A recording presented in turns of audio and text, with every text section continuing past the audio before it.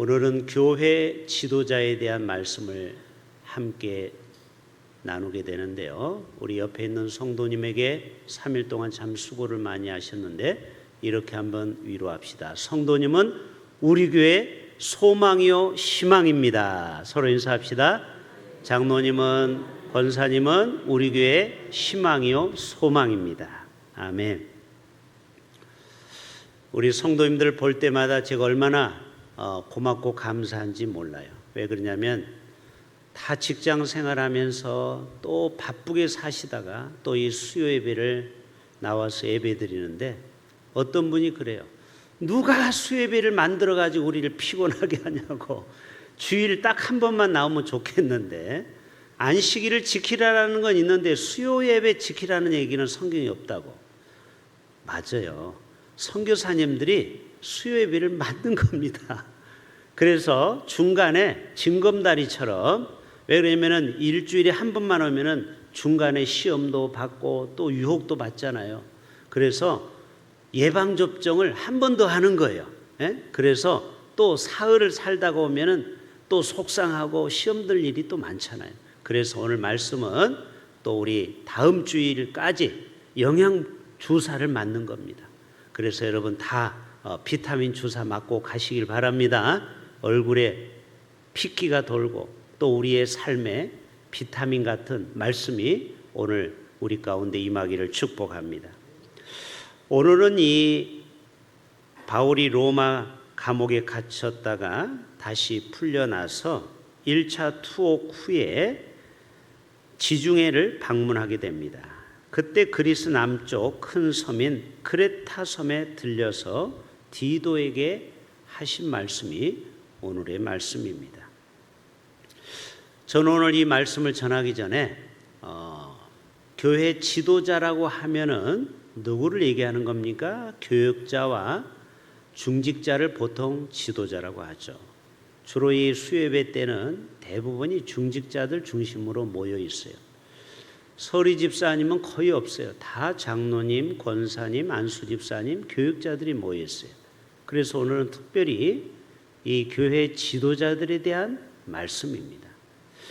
제가 한번 써봤어요. 7가지 질문에 여러분이 예스를 해야 됩니다.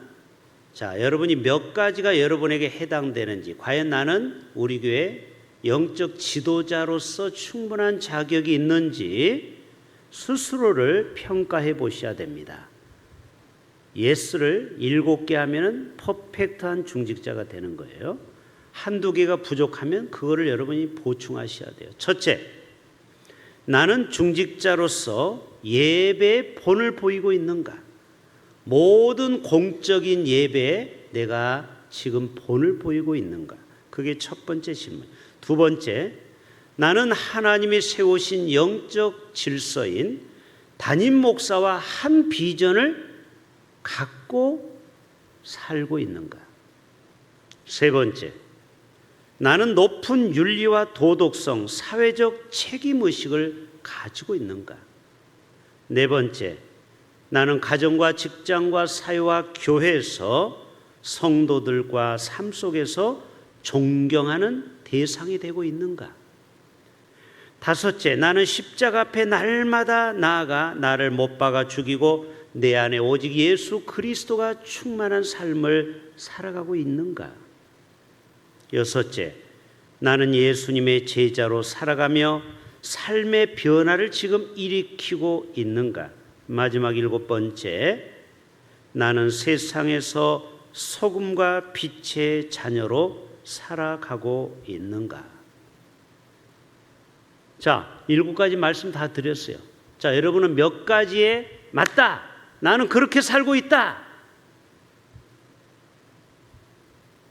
자, 나는 7가지 다 해당된다. 손 들어보세요. 부끄러워서 또 손을 못 드네요. 자, 여러분 중직자가 되려면은요 7가지가 다 예스가 나와야 돼요. 여러분이 혹시 한두 가지가 마음에 걸린다면 여러분 오늘 깊이 반성하셔야 돼요.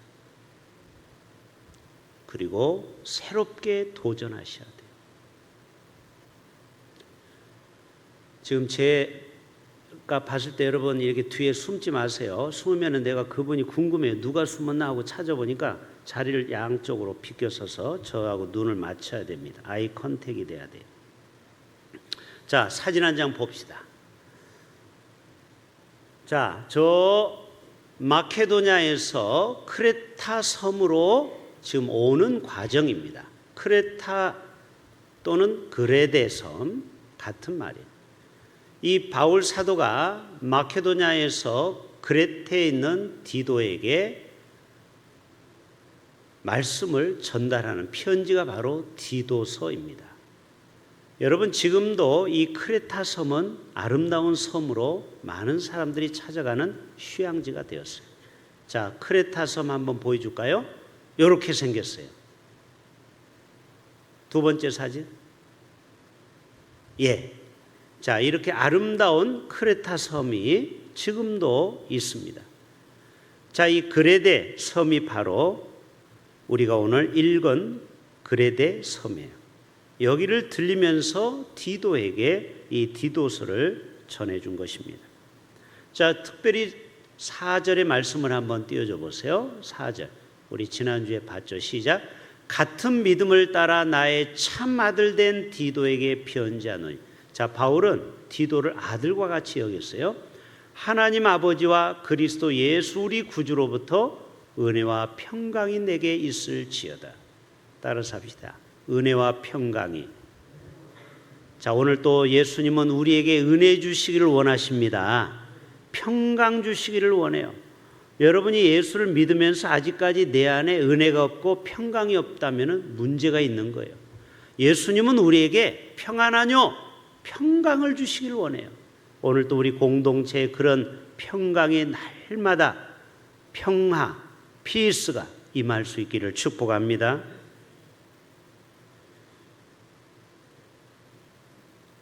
자, 5절에 보면은 각 성의 장로들을 세우기 위함이다. 이렇게 나와 있어요. 5절 한번 제가 읽어볼게요. 내가 너를 그레데에 남겨둔 이유는 남은 일을 정리하고 내가 명한 대로 각 성에 누구를 장로들을 세우게 하려 함이니. 여러분이 장로라는 말은 어른을 얘기하는 겁니다. 길 장자를 써서 이스라엘의 족장 그리고 지도자, 연장자를 말하고 있습니다. 교회의 미래는 바로 교회 지도자의 수준에 달려 있습니다. 그래서 그 교회 수준을 보면은 장로님들을 보면 딱 그 교회 수준이에요. 그게 그 교회 바로미터예요. 지도자. 여러분 여호수아와 갈렙은 모세를 중심으로 영적 질서를 잘 잡아갔어요. 또 아론과 훌도 모세와 함께 멋진 사역을 펼쳐갔습니다.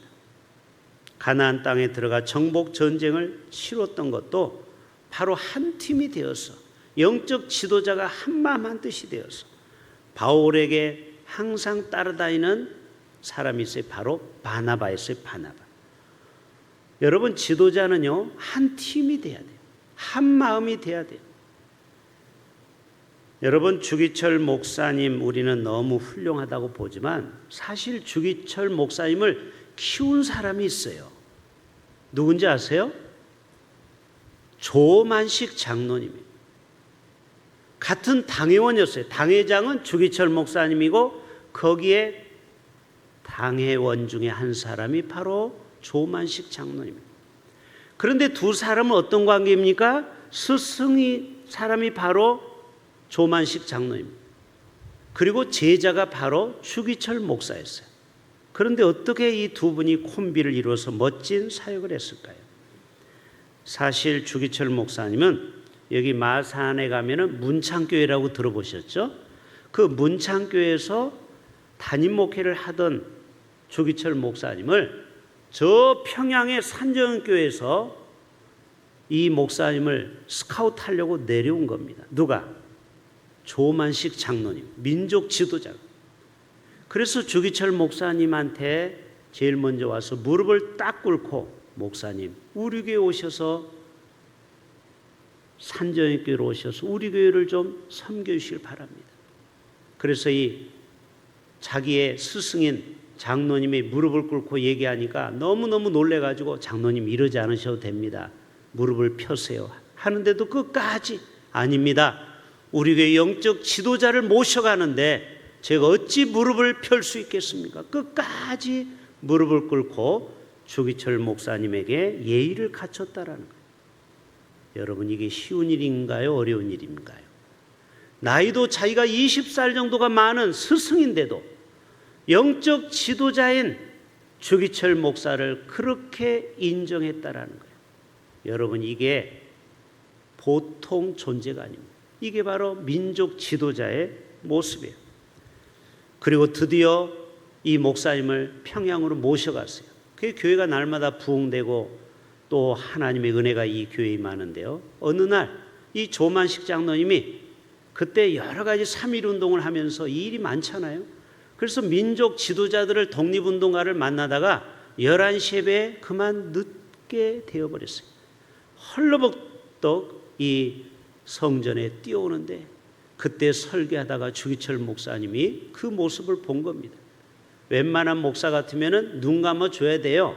왜냐면 자기보다 훨씬 어른이고 선배이고 그리고 스승인데 이 목사님이 설교하다가 조만식 장로님 어디에서 예배 시간에 늦습니까? 하나님 앞에. 그러더니 저 뒤에 벽에 서라고 그래요. 여러분, 교회가 갑자기 얼음땡이 됐습니다. 여러분, 얼음땡이 뭔지 알죠? 모두가 다 얼어붙었어요. 야, 이제 큰일 났다. 이제 너는 쫓겨나는 일만 남았다. 새파랗게 젊은 목사가 자기보다 한참 어른이고 민족 지도자인 조만식 장로님 보고 예배 시간 좀 늦었다고 혼을 내는 거예요. 그런데 여러분, 이 장로님 어떻게 됐을까요? 순종하고요, 벽에 붙어가지고 끝까지 서서 예배를 드렸어요. 그리고 예배에 축도를 마치고 내려가서 죄송합니다, 스승님. 그때 뭐라고 한지 아십니까? 조만식 장로님이 목사님 죄송합니다. 목사님 마음을 제가 아프게 했네요. 아무리 세상 일이 바빠도 예배 시간만큼은 맞춰와야 되는데요. 제가 목사님에게 큰 신뢰를 했네요. 하나님 앞에. 여러분, 이런 분이 누구라고요? 평양 장대영 교회 당회원이었어요. 여러분, 이 이야기는 꾸며낸 얘기가 아니고 교회사에 실린 얘기입니다. 여러분, 주기철 목사님 같이 훌륭한 죄종도 필요하고 조만식 장로님 같은 이런 겸손한 죄종이 한 팀이 되니까 위대한 산전교회가 되었어요. 나중에 2,000명으로 성장합니다. 이 교회가. 에? 여러분, 교회는 목사 혼자 잘한다고 해서 교회가 절대 부흥되지 않아요. 지도자인 중직자들이 한마음 한뜻이 될 때 그 교회는 놀라운 하나님의 은혜가 부어지게 되는 줄로 믿습니다. 여러분, 장로님들도 우리가 위로해 드려야 돼요. 왜냐하면 장로님들을 1,000명을 대상으로 목회 데이터 연구소에서 설문조사를 했어요. 제가 어제 그 자료를 봤는데요. 그제 한국교회의 가장 큰 문제점을 3가지를 장로님들에게 물어봤어요. 제일 많이 나온 답이 뭔지 아세요? 교회 지도자들의 윤리와 도덕성이라는 거예요. 이게 47%가 나온 거예요. 여기서 지도자는 장로님만 얘기하는 게 아니에요. 목회자도 포함되는 거예요. 목회자가 윤리적으로 도덕적으로 바르게 못 살아서 얼마나 사회 지탄을 받습니까? 저도 마찬가지. 이 뼈아픈 회개를 해야 돼요. 목회자들부터 먼저. 두 번째, 이웃과 사회를 위한 사회적 책임 역할을 부족했다라는 거예요. 그래서 한국교회가 문제라. 이게 46%예요. 1% 차이에요. 거의 똑같아요. 그러니까 저와 여러분 다 해당되는 거예요. 목사와 장로만이 해당되는 게 아니고 오늘 오신 우리 모두에게 해당되는 거예요. 세 번째는 뭔지 아세요? 교인들이 말만 한다라는 거예요. 삶 속에서 실천이 부족하다. 이게 34%예요. 한국교회 문제점이 이거라는 거예요. 그리고 또 하나 문제를 냈어요. 장로님 사역하는데 스트레스가 있습니까? 물어봤는데 무려 82%가 장로님들이 스트레스를 받고 있어요. 여기 계신 장로, 특별히 시무장로님들. 그러면 나는 목회자만 스트레스를 받는 줄 알았더니요, 시무장로님들 무려 82%가 스트레스를 받고 있어요. 그만두고 싶은 장로님들도 많아요. 자, 첫째가 뭔지 아세요? 교회 비전이 안 보일 때 28%예요. 교회 비전이 안 보이는 거예요. 그때 이 책임을 갖고 장로님들이 고민에 빠지는 겁니다.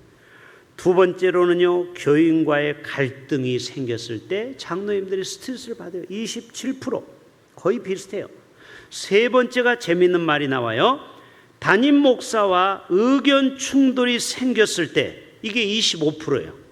그래서 제가 뜨끔하더라고요. 아, 우리 교회 장로님들도 저 때문에 스트레스를 지금 받고 있구나. 예, 저도 반성할 게 있어요. 여러분, 목회는 독단적으로 해서는 안 돼요. 장로님과 의논을 하고 같이 가야 되는 거거든요. 때때로 저도 독단적으로 처리할 때가 있어요. 이런 면에서는 저도 반성해야 돼요. 그래서 우리 교회가 함께 가야 돼요. 할렐루야. 그래서 우리 목회자나 장로님이나 중직자들이 같은 마음으로 갈 때 행복한 목회, 행복한 장로님의 사역이 되는 거예요. 우리 교회는 앞으로 그런 좋은 교회가 되기를 축복합니다. 여러분, 진정한 고수는요, 까칠하지 않아요. 부드럽고 온유하고 겸손해요. 예수님은요, 어떻게 보면 고수 중에 고수죠. 예수님이 때때로 바리새이나 율법학자와 서기관들에게 나무랬지만 예수님만큼 부드러운 분이 없어요.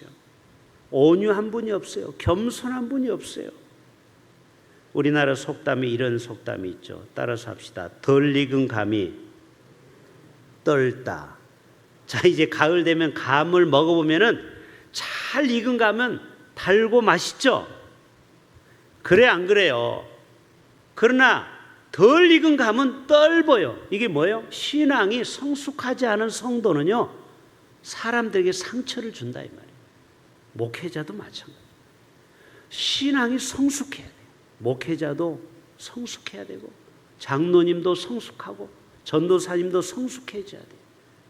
그래야 다른 사람에게 상처를 주지 않는 거예요.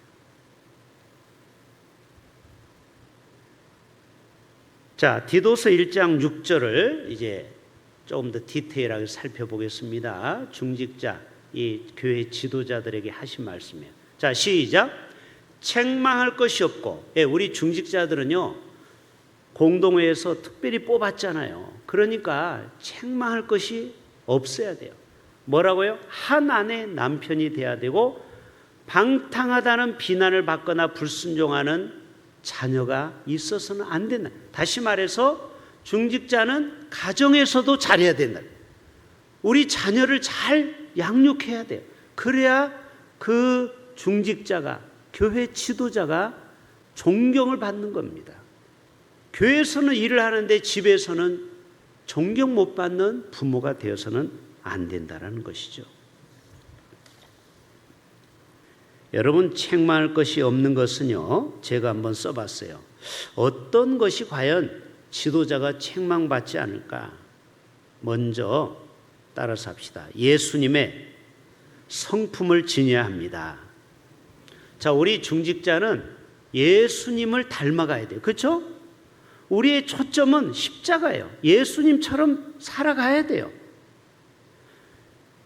두 번째로는요, 요셉처럼 윤리적으로 깨끗해야 돼요. 그렇죠? 도덕적으로 깨끗해야죠. 돈에서도 깨끗해야 되고 도덕적으로도 깨끗해야 돼요. 그게 책망받을 것이 없는 지도자예요. 맞죠? 또 물질이 깨끗해야 돼요. 아나니아와 삽비라처럼 하나님 앞에 성령을 속이면 안 돼요. 그리고 또 하나는요, 교활함이 없어야 돼요. 여러분, 이 지도자 중에 교활한 사람이 있어요. 다행히 우리 교회는 없는데요, 이 교활하다를 국어 사전에 찾아보니까 몹시 간사하고 나쁜 꾀가 많은 사람, 아주 머리가 잘 돌아가는 사람 있죠? 사람을 이간질시키고 자기 이익을 위해서 자기 배만 채우고 교회 공동체는 나 몰라 하고, 이게 교활한 사람이에요. 이런 사람이 있으면요, 교회가 큰일 납니다. 그 한 사람 때문에 어지러워져요. 교회가 어지러워져요. 이세벨 같은 사람이, 이세벨. 바로 이런 자는 바로 책망받아야 돼요. 그리고 좋을 때는 얼굴 내밀기를 좋아하는데 교회가 어렵고 힘들 때는 걸음아 나 살래라 도망가는 사람이 있어요. 뭐예요? 십자가 지기를 싫어하는 사람, 책임을 안 지려고 하는 사람, 어렵고 힘들면은 목사님이 다 책임지라고 하고 자기는 몰래 숨는 사람. 여러분, 이런 사람은요, 좋은 지도자가 아니에요. 어렵고 힘들 때는 목사님 내 뒤에 숨으세요, 내가 이 일을 해결하리요, 이래야지. 어렵고 힘든 일은 목사님이 다 하고, 그리고 내가 좀 더 얼굴을 좀 폼나는 일은 내가 앞에 가야 되고. 여러분, 이러면은요 절대 교회가 발전이 없어요.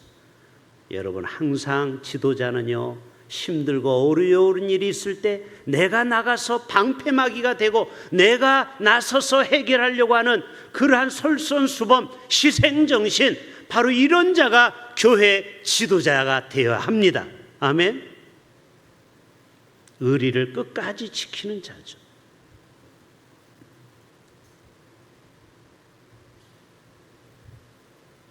여러분, 우리가 가정에서 우리 자녀를 잘 다스려야 됩니다.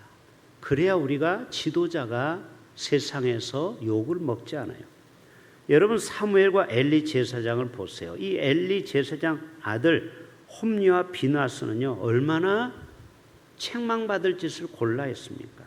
블레셋과 전투에서 언약궤를 빼앗겼고요, 결국은 홈리와 비나스는 결국 죽고 말았어요. 바로 영적 지도자의 가정에 이런 방탕한 아들 때문에 이 엘리 가정에 큰 시험이 온 거예요. 그래서 여러분, 교회 와서 열심히 봉사하는 것도 중요하지만 여러분의 자녀가 잘 자라고 있는지 점검하세요. 우리의 자녀가 신앙생활 잘하고 있는지, 우리 자녀가 정말 세상에서 본이 되는지 우리는 항상 그것을 기억하셔야 됩니다.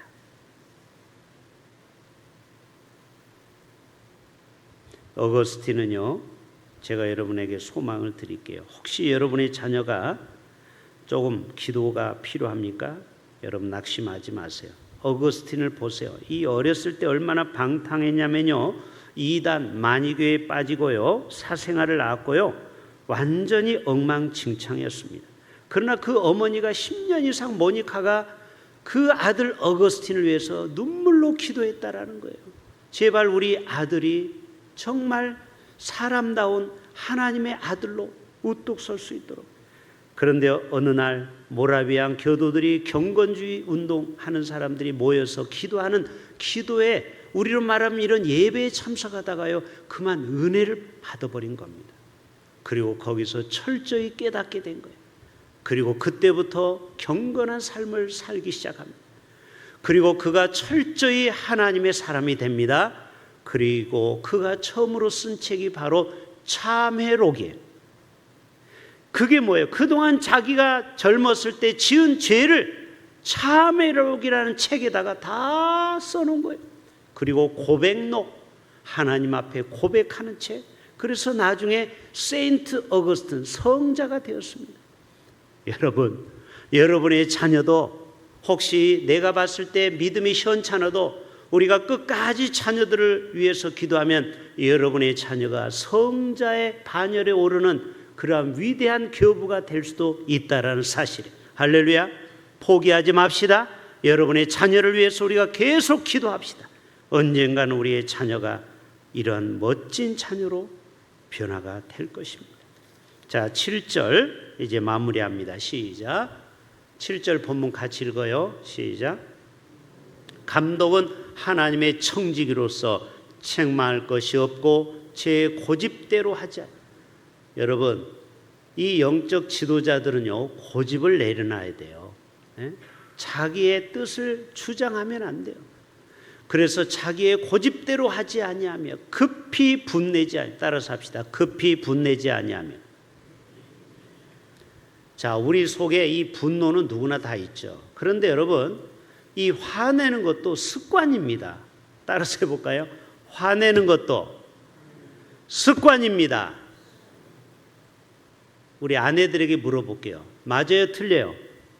맞지요. 어떤 남편은요, 맨날 화만 내는 거야. 이게 습관이 되네, 습관. 근데 참는 사람은요, 이게 습관이 되면요, 계속 참더라고요. 이것도요, 화내는 것도 습관이에요. 버럭버럭 화내는 것도 이거는요, 죽을 때까지도 못 고쳐요. 그러면 안 돼요. 그래도 명색이 교회 장로가 되고 중직자가 되면은요, 함부로 화를 내면 안 돼요. 성질 부리면 안 돼요. 교육자는 성질 부리면 안 돼요. 자, 여러분이 감독이라는 에피스코포는 따라서 합시다. 살피다, 돌아보다 이런 뜻을 가지고 있어요. 성도, 양떼를 살피고 돌보라는 거죠. 그래서 지난주에 어떤 성도가 빠졌는지 우리 교육자만 아는 게 아니고 우리 중직자들은 그거를 빨리 캐치를 하셔야 돼요. 아, 지난주에 누가 빠졌구나. 우리 목장에. 그럼 어떻게 해야 돼요? 전화를 하셔야죠. 왜 지난주에 교회 안 보이셨네요? 왜 안 오셨죠? 이게 바로 감독이라는. 감독은 양떼가 어디가 아픈지, 시험 들었는지, 왜 교회를 안 오는지 이거를 살펴서 처방을 내려야 되는 겁니다.